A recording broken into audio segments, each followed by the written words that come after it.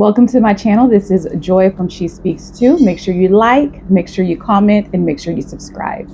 So today I'll be reviewing Young, Famous, and African Season 3, Episode 2. If you're new to my channel, I do all things Liberia and all things Liberian. I'm a Liberian girl, and I thought I'd bring a West African perspective to this review. So this episode was quite spicy is the word that I could give it. Quite pepperish. And I finally figured out what's going on. Kefi was brought onto the show to become friends with Annie. And the reason that is because there is a shaky alliance with Swanky, Nadia, Zari, and Fantana. And the reason I say this alliance is shaky is because Fantana and Zari really don't like each other. So more than likely for now, it's a ceasefire. But they have one thing in common. They don't mess with Annie. So I see why Kefi was brought on as a friend of Swanky, but I see now that she was brought in to be a neutral person because those other people said they're not messing with Annie. They're not messing with Annie this season. They probably don't even want to film with Annie. So Kefi is going to be the bridge. She's going to try to be neutral, but of course she's going to have her issues with people, but she's going to try to be neutral and be on Annie's side because they just meeting each other. If you're friends with Swanky, why are you going to an event with Kefi? Why are you going to an event with Annie if you're friends with Swanky? So that is that's what I perceive. That's what I'm seeing. So the episode opens with that disastrous thing that Kefi was having where she had Nadia, that dinner she was having where she had Nadia and Annie there first. Of course, Nadia and Annie start cussing each other out. And Annie decides to leave. So as other people are arriving, Annie is not there. Poor Louis. Louis arrives and Louis said this season he's not taking no disrespect from anyone. Louis is a nice person and I don't understand why he gets picked on so much. I think he's a nice person. I think in circles like this where everyone is competitive, I think that they find the weakest link because you could see there are he's a nice looking guy, I think he has a little loss of identity. He's not quite sure where he fits in. So people can sniff that in that circle. And that's why I think he gets picked on a lot, which is unfortunate. I think he's a nice person. This makes it known that he wants to get to know Kefi, and she does not date younger men. I think he is, I don't know how old he is because last time I said Shakib was 27, I got corrected. Y'all told me he was 33. Another person went on to say not only is he 33, I guess because I said he's a baby. He's not a baby. He's a grown man, this and this. He's a baby to me. Okay. Zari is in her 40s. Even if he's 33, he's a baby. And that's my story and I'm sticking to it.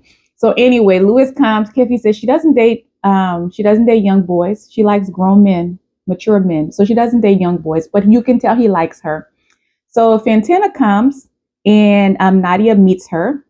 Zari comes and she wants. So the thing with Zari, I figured that out too. The reason that women have an issue with Zari is one of those women who does not mind being disliked by women. A lot of us, we want to be liked. We want to be a girl's girl. We don't want to be disliked in the friend circle. We want to be in the friend circle.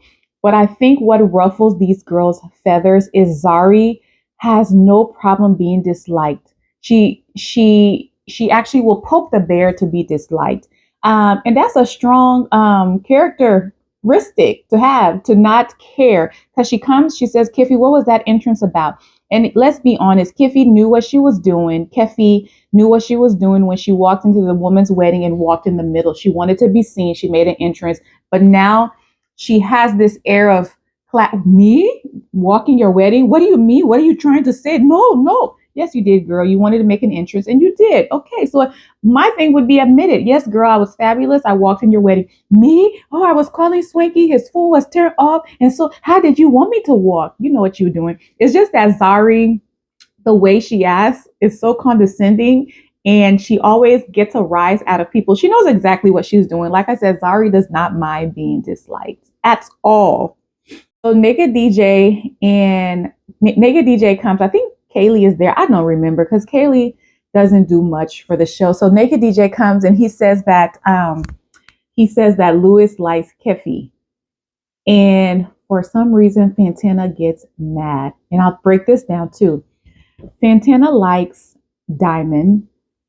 Diamond kind of likes Fantana. She wants more from Diamond. She knows that Lewis likes her too. She doesn't like Lewis as much because he's too nice for her. She likes bad boys that she has to chase after like Diamond. But the fact that now she hears that Lewis likes Kefi is making her mad because she wants, although she doesn't like him the same way, she wants to be the object of his desire.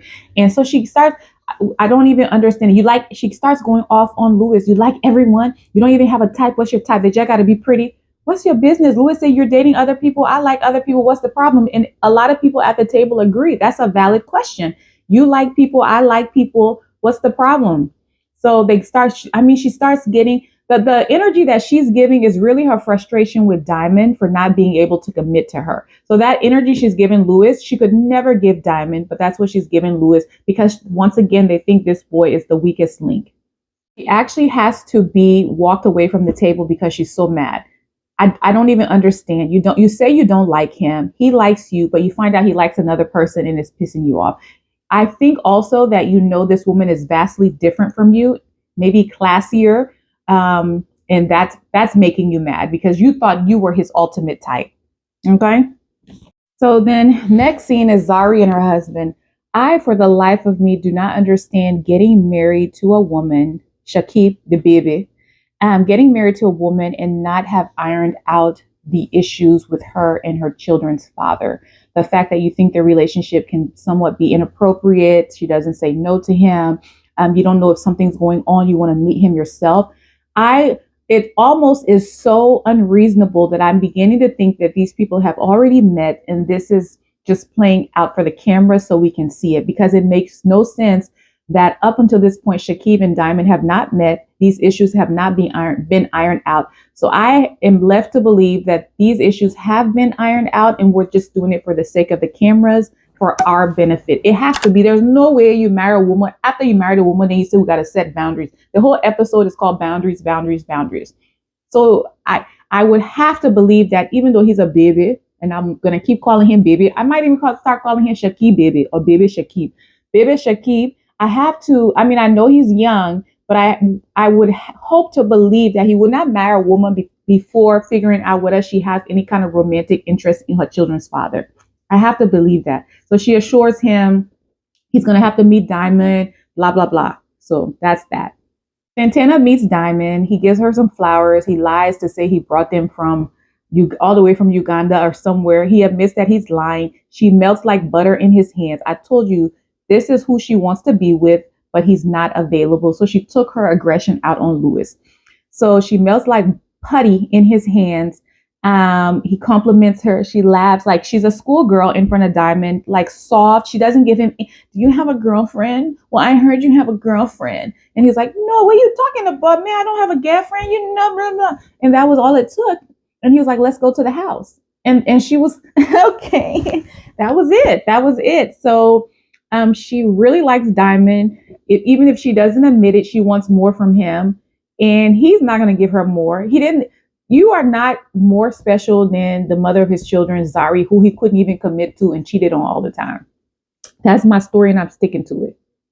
So Zari and Diamond Platinums meet with the kids. In this scene, she just tells him she's sick of his women, low-class women, which I think more than likely that's Fantana, who are beneath her, cussing her out, disrespecting her. So she's sick of it. And so they had a nice little family moment with the kids. What I didn't understand is Zari telling her daughter that she couldn't call her father during the school week. She gets the phone on the weekend and that's when she can call her dad. I think at any time your children want to call their father, as long as it's a reasonable time, you should let them to reinforce that bond. So I did not agree with that. I didn't understand it. Okay. So Zari, Nadia, Swanky, I believe, meet up and Nadia tells Zari everything that Annie said about her. Then we see Annie go to Kefi's house and then she does this fake sympathy thing where she's like, Nadia's going through a lot. Even her songs are not a big hit. Throwing shade under the guise of compassion. Her songs are not a big hit. So she's going through a lot. She's mourning. So I would never fight with her. Then Kefi looks at her and says, "You're such a big person, Annie. You just such a bigger person." Now Annie don't want that smoke because Nadia gave it to her hot. So she doesn't want that smoke. And like I said, there's something about Annie that is not right. In my first episode, I said, I'm not saying you on crack, but you acting kind of crackish. Her mannerisms, the way she talks, her movements, the way, just everything about her. I can't, say for sure because I don't know the person. Everything is allegedly, but something is just a little off about her. Maybe she's going through a lot too. So we see that Diamond and Shakib meet. Bibi Shakib. So Bibi Shakib tells Diamond that he's a fan. He was a fan. They met. They have actually met before. They show the picture, which Diamond was like, "Wow, he." Most people would be too prideful to say they were a fan or that they took a picture with me. So he says this might be a nice guy. So they start talking. Shakib basically said, "You need to respect yourself. You need to respect my wife, and we will respect each other. We will not have any problems." And the way Shakib kept emphasizing it, it made me think that he was one of those people that is calm. Like the way he kept saying, and he even took his glasses off so you could see his eyes. Let me know that something about this man, he may be Bibi Shakib, but he's not someone to play with. He's telling Diamond very calmly over and over, we need to have boundaries. We need to respect each other. Something tells me that you mess with this man, you're not going to like what you see. That's just how I felt. But once again, why is this conversation happening after the wedding, after the marriage? Why didn't you guys have it? So like I said, I have to believe that this conversation did happen before and they're just doing it for our benefit. It has to be. There's no way you marry a woman and you say you need to set boundaries. It's not possible. So anyway, Kaylee has an event. Keefe and Annie come together. Once again, the forced friendship because Annie needs someone on her side. Keefe volunteer as a sacrifice to be Keefe's friend. They get to the party. Swanky and Fantina talk. Fantina tells Swanky how Annie talked about him once again. And Swanky is still trying. I feel like he's trying to stay out of this. He doesn't want any more smoke with Annie. For some reason, I feel like he knows a little bit more than we do. Maybe he's going to use it as a bombshell, or maybe he just is going to use it to have compassion over Annie. So Fantina tells Swanky that Annie talked about him more than they got to know each other. So Annie goes there. Nadia has already told Zari that Annie has talked about her wedding, how her husband is so young like her son. I'm reading my notes. So they get there. Zari is ready.